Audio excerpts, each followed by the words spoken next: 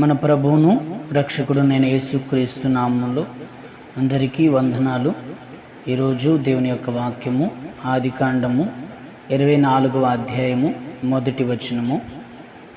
అబ్రహాము బహుకాలము గడిచిన వృద్ధుడై ఉండెను, అన్ని విషయములలోనూ యెహోవా అబ్రహామును ఆశీర్వదించెను. చదవబడిన లేఖన భాగంలో అబ్రహాము ఒక్క విషయములో ఆశీర్వదించబడ్డాడని రాయబడలేదు, అన్ని విషయములో ఆశీర్వదించబడినట్లుగా వాక్యములో రాయబడి ఉంటుంది. అన్ని విషయములో ఆశీర్వదించబడడం అని చూచినప్పుడు ఆశీర్వాదం అనేది 4 రకములుగా ఉంటుంది. ఒకటి భూ సంబంధమైన ఆశీర్వాదము, తర్వాత పర సంబంధమైన ఆశీర్వాదము, భౌతిక సంబంధమైన ఆశీర్వాదము, ఆత్మ సంబంధమైన ఆశీర్వాదము. ఈ ఆశీర్వాదాలన్నింటిలో కూడా అబ్రహాము అన్ని విషయాల్లో ఆశీర్వదించబడ్డాడని వాక్యం ద్వారా మనకు తెలియచేయబడుతుంది. అయితే అబ్రహాము అన్ని విషయములో ఆశీర్వదించబడడానికి గల కారణం ఏమిటి అని బైబిల్ లేఖనాల్లో గనుక మనం చూసినట్లయితే ఆదికాండం 18వ అధ్యాయం 1వ వచనం.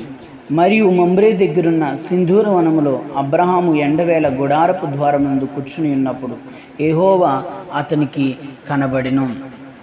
అబ్రహాము మమ్రే దగ్గర కూర్చున్నట్లుగా వాక్యంలో రాయబడింది. మమ్రే అనగా హెబ్రోన్ అని అర్థాన్ని ఇస్తుంది. హెబ్రోను అనగా సహవాసం అని అర్థాన్ని ఇస్తుంది. అబ్రహాము ఆశీర్వదించబడ్డానికి గల కారణం ఏంటంటే మమ్రే దగ్గర హెబ్రోను అనుభవంలో సహవాసములో సంఘములో ఉన్నాడు.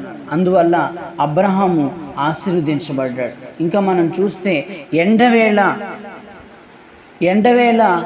ఆ సహవాసంలో ఉండినట్లుగా వాక్యంలో మనం ధ్యానించగలుగుతున్నాం. ఎండవేళ అని చూచినప్పుడు అది ఒక మండుచున్న అనుభవానికి సాదృశ్యం. అదే పరిశుద్ధాత్మ యొక్క అభిషేకం చేత ఆత్మలు వైరాగ్యము కలిగి తీవ్రత కలిగి విశ్వాస జీవితమును సేవా జీవితమును చేయుటను చూపించింది. ఇంకా మనం చూసినట్లయితే ఎండవేళ ఒక వైరాగ్యము కలిగి గుడారపు ద్వారమునందు కూర్చున్నప్పుడు అని రాయబడింది. గుడారము అంటే అది విశ్వాసాన్ని చూపిస్తుంది. అబ్రహాము మమ్రే దగ్గర ఎండవేళ గుడారపు ద్వారం యొద్ద కూర్చుని ఉన్నాడు. అబ్రహాము సహవాసములో మండుచున్నటువంటి ఒక అనుభవములో ఒక విశ్వాస జీవితాన్ని చేస్తున్నాడు. అప్పుడు అబ్రహాముని దేవుడు అన్ని విషయాల్లో ఆశీర్వదించినట్లుగా మనం వాక్యంలో ధ్యానించగలం. ప్రియమైన దేవుని బిడ్డలారా, అందుకనే మనం సహవాసంలో ఎదగాలి. హెబ్రోను అనుభవంలో సంఘం యొక్క అనుభవంలో మనం ఎదగాలి. ఒక మండుచున్నటువంటి వైరాగ్యము కలిగినటువంటి స్థితి మనకు ఉండాలి. ఒక నిండైన విశ్వాసము, ఒక గుడారమును వేసుకుని విశ్వాస జీవితాన్ని మనం చేయాలి.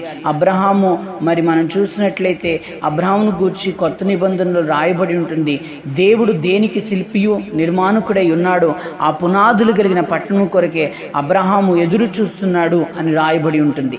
కనుక ప్రియమైన దైవజనమా, మనమందరము కూడా అన్ని విషయాల్లో ఆశీర్వదించబడాలంటే మరి ఇట్టి అనుభవాలు మనం నడిపించబడాలి. అక్కడే మనం చూసినట్లయితే 19వ అధ్యాయంలో లోతును గన చూసినట్లయితే అక్కడ అబ్రహాము మండుచున్న అనుభవంలో ఉంటే లోతు 19వ అధ్యాయంలో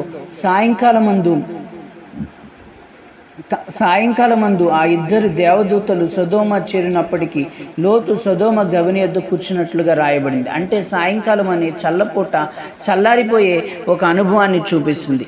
అక్కడ అబ్రహాము మండుచున్న అనుభవంలో ఉంటే లోతు సాయంకాలం చల్లారిపోయే అనుభవంలో ఉన్నాడు. ఊరి గవిని యొద్ద ఊరి వెలుపట కూర్చుని ఉన్నాడు. పడిపోయినటువంటి ఒక స్థితిలో ఉన్నాడు.